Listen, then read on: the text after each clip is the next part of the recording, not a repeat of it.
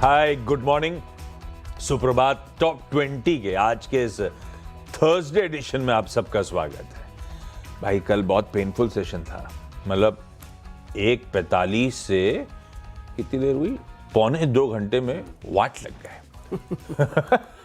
पर 24,300 वाला 23,800 तक चला गया था, 500 पॉइंट। इस तरह का रिएक्शन था ट्रम्प साहब के एक स्टेटमेंट पे। हालांकि ओवरनाइट डेवलपमेंट बहुत ज़्यादा फेवरेबल नहीं है, क्योंकि वो स्ट्राइक कल ही तक लिमिटेड नहीं थी, फिर उसके बाद भी देर अब फिर से अपडेट है कि कुछ और स्पेसिफिक टारगेट्स पे यूएस ने ईरान पे हमला करा। हालांकि अब मार्केट्स वैसा रिएक्ट नहीं कर रहे हैं, क्रूड उसके बाद फर्दर इंचअप नहीं कर रहा है, वो सबसे इंपॉर्टेंट है।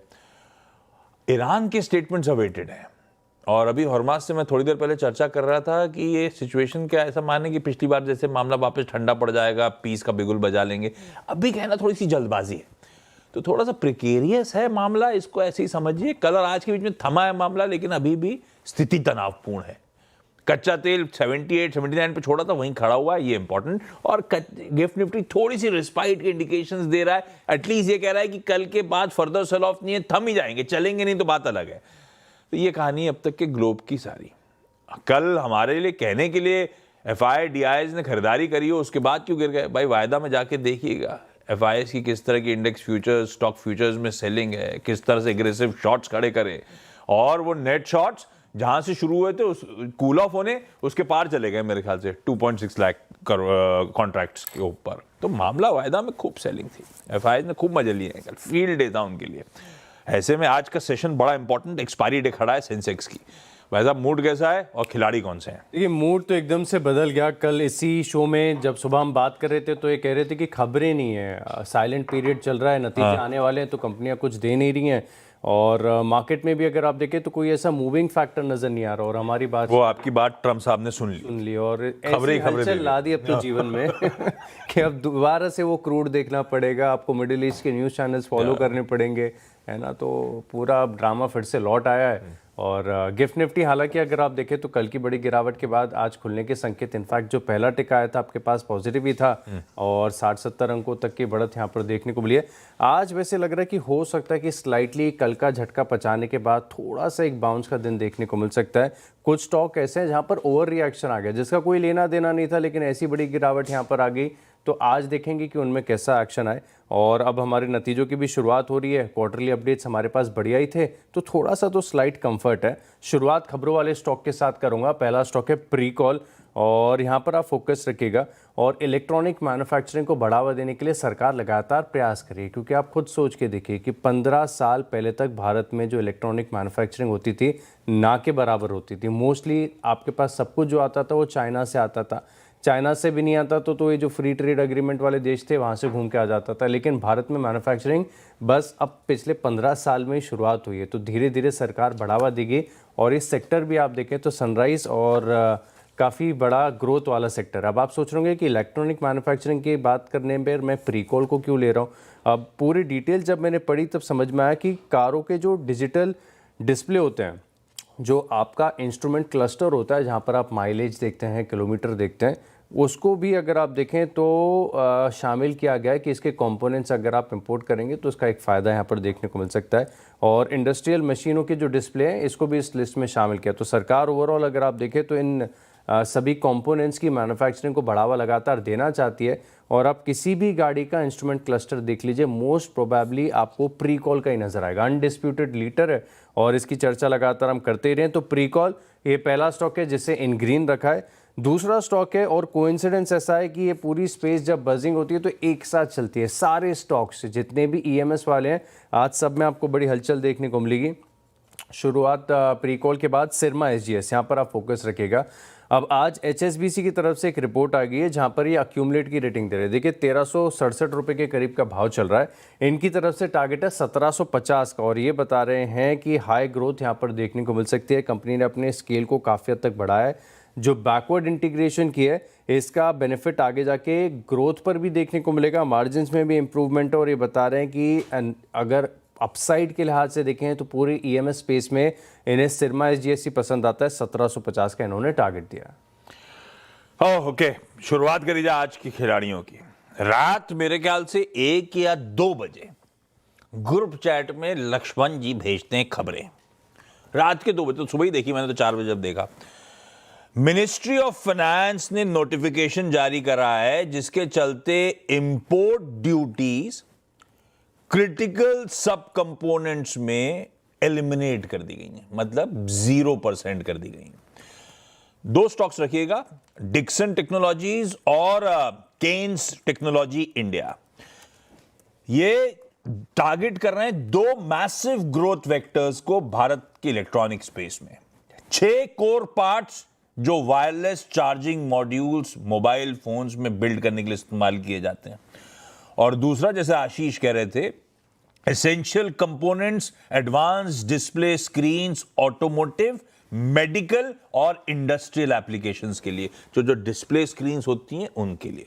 तो इनके लिए जो भी प्रोडक्ट्स, क्रिटिकल रॉ मटेरियल्स आ रहे हैं, उन पे मार्च 31, 2029 3 साल के लिए 0 ड्यूटी है। एक मैसिव स्ट्रक्चरल पॉजिटिव है भारत की electronic manufacturing services EMS vertical के लिए। राज्य कौन है स्पेस का? Dixon technologies. क्या बनाता है?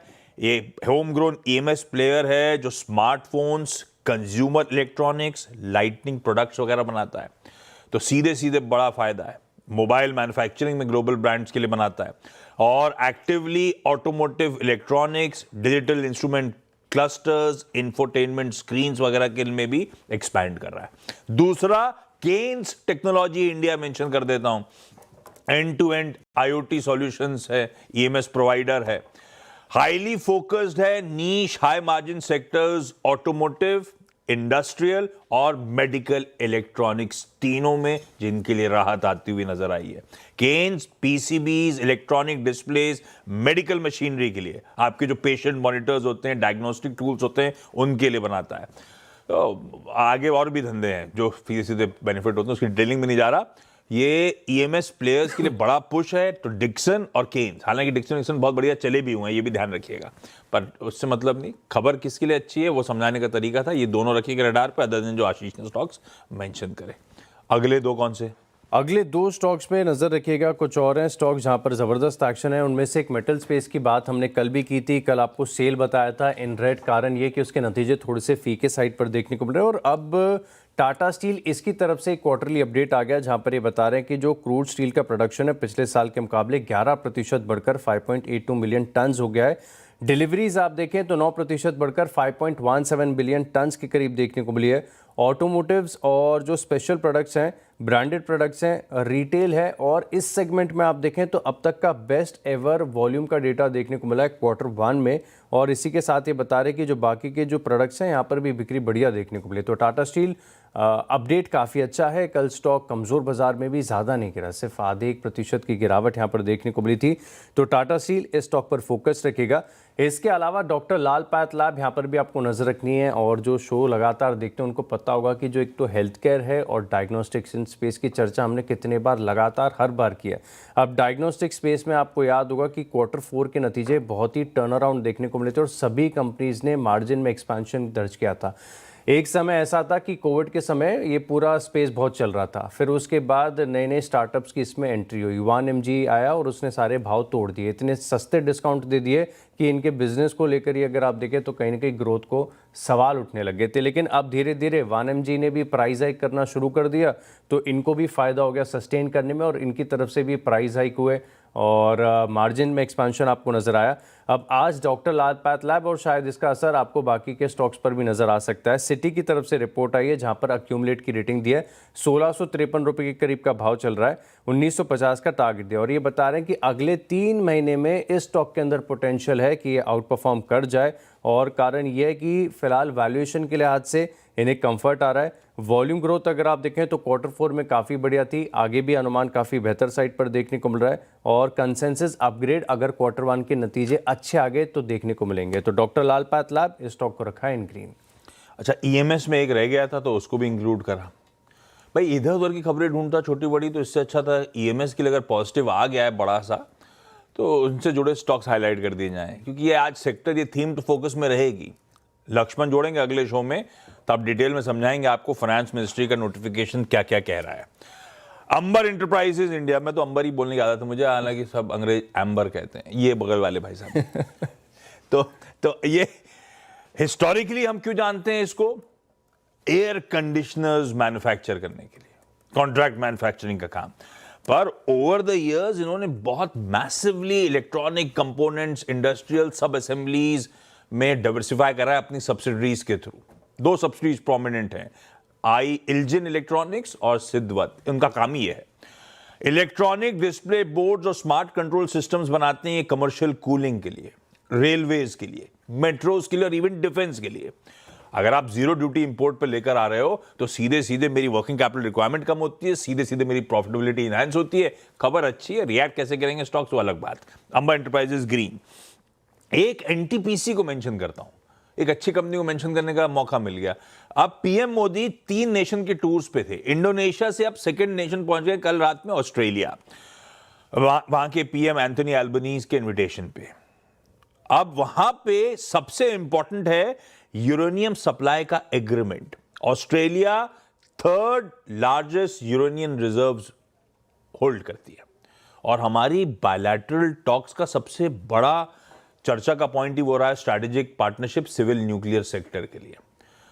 अगर तो वाकई हम यूरेनियम रिजर्व्स के लिए बड़ा करार कर लेते हैं ऑस्ट्रेलिया के साथ इस मीट में, तो एनटीपीसी सबसे क्लोजेस्ट प्रॉक्सी हो जाएगा भारत के एटॉमिक एक्सपेंशन का। इन्होंने तो एक जॉइंट वेंचर खड़ा कर रखा है एनपीसीआईएल के साथ। तो नजर रहेगी वहां ऑस्ट्रेलियन दौरे पे पीएम मोदी के, बायलैटरल टॉक्स पे और ट्रीटीज पे। एनटीपीसी उस खबर को बताने का एक तरीका हो गया। अदरवाइज सबसे इंपॉर्टेंट तो nuclear power corporation of India जो अनलिस्टेड है, पर इनका उनके साथ बड़ा करार है, इसीलिए मेंशन कर रहा हूं। अगले लास्ट दो इस सेगमेंट के कौन से? इस सेगमेंट के लास्ट 2 में डायग्नोस्टिक पैथोलॉजी की बात की तो हॉस्पिटल्स की भी थोड़ी सी चर्चा कर ही लेते हैं। और ये स्पेस ऐसी है जिसकी लगातार हम चर्चा कर रहे हैं कि इसके नतीजे बहुत बढ़िया। और भारत में आप देखें ना तो हेल्थ केयर स्पेस अभी भी ऐसी सनराइज वाली है, यहाँ पर अभी शुरुआत हुई है और लगातार आप देखें तो जो नॉर्थ के हॉस्पिटल्स थे वो वेस्ट में एक्सपांड कर रहे हैं, जो वेस्ट वाले थे वो ईस्ट में जा रहे हैं। तो इसके चलते पता चल रहा है कि भारत में अभी भी आप देखें तो हेल्थ केयर इंफ्रास्ट्रक्चर को इम्प्रूव होने के लिए बहुत ज़्यादा आवश्यकता है। अब मैं देख रहा था कि नतीजे कैसे आने हैं, जो प्रीव्यू रिपोर्ट्स ऑलरेडी आ चुकी हैं। तो मैंने स्टॉक आज चुना है ग्लोबल हेल्थ यानी मेदांता का, यहाँ पर आप फोकस करिएगा। और ऐसा लग रहा है कि मोर और लेस ज़्यादातर हॉस्पिटल कंपनी जो है उनके नतीजे Q1 में बढ़िया आपको देखने को मिलेंगे। रेवेन्यू ग्रोथ मेदांता की तकरीबन 15% हो सकती है पिछले साल के मुकाबले। एबिटा मार्जिन में 60 बेसिस पॉइंट का पिछले साल के मुकाबले एक्सपांशन आपको देखने को मिलेगा। और अगर आप किसी भी हॉस्पिटल कंपनी का इन्वेस्टर प्रेजेंटेशन पढ़ेंगे ना तो आपको जो छोटी छोटी बारीकियां डिटेल ये देते हैं ना, बड़ी इंटरेस्टिंग लगेंगे सुनने में। और जैसे कि होटल कंपनीज बताती है ना कि एवरेज लेंथ ऑफ स्टे कितना है, ऐसे हॉस्पिटल वाले भी बताते हैं कि एक मरीज़ आमतौर पर कितने दिन अस्पताल में रहता है और एवरेज रेवेन्यू पर ऑक्यूपाइड बेड कितनी है, ऑक्यूपेंसी कितनी है, सारा डेटा दिया जाता है। वो बस ये फर्क है वहाँ मजा है या सजा है। ये बहुत बड़ा क्रिटिकल डिफरेंस है, लेकिन जो मैट्रिक्स है ना वो बिल्कुल सेम यहाँ पर बताए जाते हैं। और एवरेज रेवेन्यू पर ऑक्यूपेंट बेड जो है इसका 3 से 4% बढ़ सकता है पिछले साल के मुकाबले। तो ग्लोबल हेल्थ इस स्टॉक को इन ग्रीन रखा है। बाकी फिनिक्स मिल्स की हमने थोड़े दिन पहले ही चर्चा की थी और फिनिक्स मिल्स का चार्ट बड़ा गजब लग रहा था। रिटेल स्पेस में सभी की तरफ से अपडेट्स आपको अभी तक तो बढ़िया ही देखने को मिले। अब इनकी तरफ से अपडेट आया जहां पर ये बता रहे हैं कि जो रिटेल कंजम्पशन है ये 32% बढ़ा है, 4,727 करोड़ का आंकड़ा यहाँ पर देखने को मिला। लेकिन खास बात यह कि लगातार कई क्वार्टर से 25% से ज़्यादा की ग्रोथ यहाँ पर देखने को मिल रही है। तो हो सकता है कि मार्केट इस अपडेट को थम्स अप दे दे। कल 2.5-3% की गिरावट मार्केट के साथ यहाँ पर आ गई। अब जो ऑफिस की ऑक्यूपेंसीज हैं ये 70% से बढ़कर 72% हो गई हैं। और रेसिडेंशियल सेल्स का भी आंकड़ा इन्होंने दिया 51 करोड़ से बढ़कर 64 करोड़। अपडेट बढ़िया है। फिनिक्स मिल्स स्टॉक को रखा है green. Okay, JSW energy commissioning का अपडेट आया था तो मेंशन कर रहा हूं, अपडेट अच्छा है तो ग्रीन है। इन्होंने कहा है कि 1081 मेगावाट रिन्यूएबल कैपेसिटी यानी कि हो गया 1.08 गीगावाट की कैपेसिटी अप्रैल 2026 से अब तक के बीच में हमने कमीशन कर दी है। और कुल कैपेसिटी अब हो गई है 14,535 मेगावाट, मतलब 14.5 गीगावाट की कैपेसिटी पे ही पहुंच गए। बढ़िया खबर है, इन ग्रीन कर दिया। और एसबीआई को मेंशन कर दिया, हालांकि पीएसयूज पेन में है ऑफ लेट। आज नजर रहेगी, क्योंकि इकोनॉमी रिलेटेड कंसर्न्स आते हैं तो वैसे भी मामला गड़बड़ा जाता है इनका। पर आज फोकस में इसीलिए क्योंकि one of the most anticipated IPO इसकी सब्सिडरी जो एसेट मैनेजमेंट के धंधे में एसबीआई फंड्स मैनेजमेंट, उसकी लिस्टिंग की तैयारी हो रही है भाई। आज प्रेस कॉन्फ्रेंस है, आज सीएनबीसी आवाज पे उसका मैनेजमेंट होगा। 100% ऑफर फॉर सेल है। एसबीआई अपना 6.3% स्टेक इस आईपीओ के जरिए अनलॉक करता हुआ नजर आ रहा होगा। 20-21 करोड़ शेयर्स एसबीआई को इनग्रीन कर दिया खबर के थ्रू। 6 स्टॉक्स पूरे। ब्रेक के उस पर लौटेंगे तो अगले 4 पे बातचीत।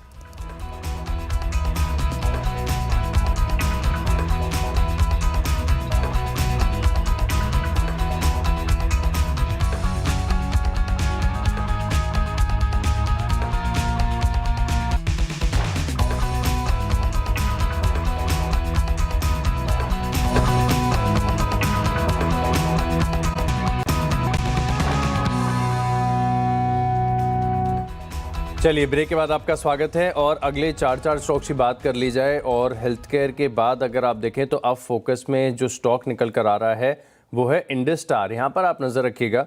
इंडस स्टार में आप देखें तो थोड़े से करेक्शन यहाँ पर देखने को मिले और आज ब्रोकरेज हाउस की तरफ से जो रिपोर्ट आई है इसके आधार पर मैंने ये स्टॉक को अपनी लिस्ट में इन ग्रीन शामिल किया, क्योंकि कॉमेंट्री काफ़ी अच्छी है और टारगेट प्राइस भी बढ़िया लग रहा है। अब इंडस स्टार आपको मिल जाएगा 389 रुपीज़ के करीब। इन्वेस्टेक बता रहे हैं कि इंडस स्टार में तकरीबन पोटेंशियल है 1 साल में 505 रुपये तक के जो टारगेट्स हैं इसे हासिल करने के लिए। बता रहे हैं कि अभी शार्प करेक्शन यहाँ पर देखने को मिला और कुछ टेनेंसी रिन्यूअल्स को लेकर यहाँ पर थोड़ी सी चिंताएं बन रही थी, लेकिन भारती की तरफ से जो लगातार सपोर्ट यहाँ पर देखने को मिल रहा है, भारती ने ओपन मार्केट से खरीदारी भी की थी, तो इसके चलते अगर आप देखें तो स्टॉक को एक सपोर्ट है। अब वैल्यूएशन के लिहाज से देखें तो 6 टाइम्स FY28 EV EBITDA पर चल रहा है, यानी वैल्यूएशंस बड़ी आकर्षक यहाँ पर देखने को मिल रही है और स्टॉक प्राइस के लिहाज से इन्हें बढ़िया लग रहा है। तो इंडस स्टार स्टॉक को इन ग्रीन रखा है।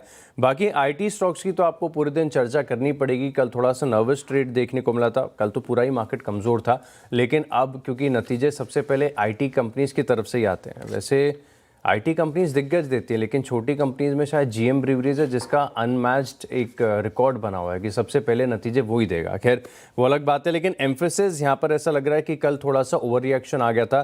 5-6% की गिरावट इस स्टॉक में देखिए, 5.5% की गिरावट के साथ ही स्टॉक बंद हुआ है। अगर आज मार्केट में रिकवरी होती है तो इस स्टॉक पर नजर रखिएगा। वैसे एक HSBC की तरफ से पूरे सेक्टर पर रिपोर्ट भी आई है जहाँ पर ये बता रहे हैं कि वैल्यूएशन अब रॉक बॉटम पर है। BSE लिमिटेड हालांकि कल के खराब बाजार में हरे में बैठा हुआ था ये स्टॉक, अदरवाइज ऑफ लेट तो काफ़ी कैपिटल मार्केट स्टॉक्स गिरे थे। और यही नहीं, इसके साथ MCX, एंजल वन सभी पूरा यूनिवर्स गिर रहा था। कल BSE थमा है, अच्छा लग रहा था देख के। और आज वैसे इनकी हैप्पी बर्थडे है। 1875 में पढ़ा होगा आप लोगों ने भी स्कूल की टेक्स्ट बुक में, एशिया की सबसे पुरानी एक्सचेंज 1875 में आज ही के दिन BSE का गठन हुआ था। हैप्पी बर्थडे BSE, चल जाना, आज इन ग्रीन रख रहा हूँ मैं। खैर टेक्निकली भी साउंड लग रहा है इसलिए। और इंटरेस्टिंगली पिछले शो में मॉर्निंग कॉल में वो टेक्निकल एक्सपर्ट भी बता रहे थे चार्ट्स के समीकरण अच्छे हैं। खैर टीम लीज सर्विसेज अगला, इसमें आज के लिए कोई ट्रिगर नहीं है, लेकिन इंपॉर्टेंट अपडेट है। इसकी जो बायबैक की विंडो है आज से खुल रही है। मैं आज के लिए इसलिए कह रहा हूं क्योंकि रिकॉर्ड डेट थी भाई साहब 3 जुलाई, तो जिन के नाम उस दिन कंपनी के रिकॉर्ड्स में थे वो टेंडर कर सकते हैं। बायबैक बढ़िया 1600 रुपए पर शेयर के भाव पे है टेंडर रूट के थ्रू, पर ये स्टॉक 2100 वाला मैसिवली ये करेक्ट होते तो 1000 पे चला गया था शायद। अब तो पिछले कुछ दिनों में बाजार की तेजी में पार्टिसिपेट कर रहा है, 1300-1400 पे आया है, लेकिन इसके हाईज ईयर के 2100 के आसपास है। इसको ग्रीन रखा है आज, अपडेट भी शेयर करना था। तो BSE लिमिटेड और टीम लीज सर्विसेज दोनों इन ग्रीन।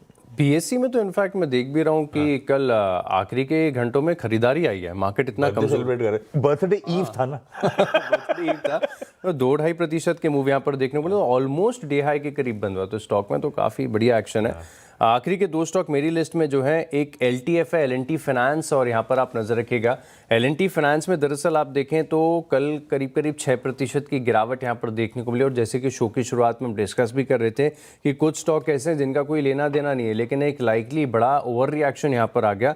आज ये ट्रेड रिवर्स हो सकता है। कल 6% की गिरावट थी, आज शायद रिकवरी के स्टॉक के अंदर उम्मीद है, क्योंकि अभी भी आप देखें तो जो बैंक्स हैं, फाइनेंशियल्स हैं, एनबीएफसीज हैं, सबकी तरफ से जो अपडेट्स आ रहे हैं ये पॉजिटिव साइड पर ही हैं। ऐसे में स्टॉक का टेक्निकल स्ट्रक्चर भी वीकली और मंथली चार्ट पर 6% की गिरावट के बाद ट्रेंड में तो कोई बदलाव नहीं है, तो एक लाइकली देखेंगे कि आज कैसा एक्शन होता है। एलटीएफ इसे इन ग्रीन रख लिया है और बाकी केपरी ग्लोबल यहाँ पर भी आप नज़र रखिएगा, ये भी वही स्पेस से जुड़ी हुई कंपनी है, बहुत इंटरेस्टिंग कंपनी है। ये एनबीएफसीज लोन के अलावा अगर आप देखें तो छोटी छोटी जो स्पोर्ट टीम्स होती हैं उनको भी काफ़ी ज़्यादा प्रोत्साहन दे रहे हैं, बढ़ावा दे रहे हैं। उनका ये कार्य काफ़ी अच्छा है। अब अपडेट यहाँ पर ये निकल कर आया है कि स्मॉल कैप वर्ल्ड फंड ने तकरीबन आप देखें तो कुछ शेयरों की खरीदारी की है, जिसमें करीब करीब आप ये समझ लीजिए कि 117 करोड़ के शेयरों की खरीदारी की है। तो एक एक्शन लाइकली है यहाँ पर। केपरी ग्लोबल इस स्टॉक को इन ग्रीन रखा है। अच्छा, प्रीमियर एक्सप्लोजिव्स रेडार पर रहेगा। अब वो दिन के दौरान ग्रीन होता है कि रेड होता है ये पता नहीं है, क्योंकि आज एक अहम बोर्ड मीट है बिजनेस को रिव्यू करने की, और सीएनबीसी आज की एक्सक्लूसिव तो राइट कर ही रही है कि हो सकता है ये एक एक्विजिशन कैंडिडेट है। पर प्रॉब्लम ये है कि आवाज ने आपको पहले से बता रखा है, तो भाव में बहुत कुछ होगा बिल्ट इन। अब वो अपडेट आते क्या है, किस भाव पे अगर वाकई डील हो रही है, तो सब खबरों पे चलते प्रीमियर एक्सप्लोजिव्स आज रेडार पे रहेगा। इन एंटिसिपेशन तो मैं ग्रीन ही रख रहा हूं। और लास्ट में कल की एक लिस्टिंग नैक पैकेजिंग, अच्छे सब्सक्रिप्शन नंबर्स थे, पर जाते जाते लाल में बंद हो पाया या फ्लैट बंद हुआ है। ये इसीलिए क्योंकि कल बाजार का मूड गड़बड़ा गया था। हालांकि लिस्टिंग भी फीकी थी, जितने सब्सक्रिप्शन नंबर्स थे 80 टाइम्स, उसके हिसाब से 10-15% प्रीमियम पे लिस्ट हुआ था कल। लेकिन बोफा सिक्योरिटीज यूरोप ने इसमें खरीदारी करी है। 7 लाख से ज्यादा शेयर्स कल खुले बाजार में उन्होंने डे 1 पे खरीदे, इसीलिए रेडार पे रखिएगा। हालांकि अभी भी प्राइस डिस्कवरी चल रही होगी कंटिन्यूस मार्केट्स में इस स्टॉक की, इसलिए थोड़ा सा वॉलेटाइल रह सकता है, पर अपडेट अच्छा है इसीलिए ग्रीन मेंशन कर रहा हूं। खैर 10 स्टॉक्स पूरे। क्विकली छोटा सा ब्रेक के उस पर लौटेंगे तो हमारी टीम्स का एक रैप अप।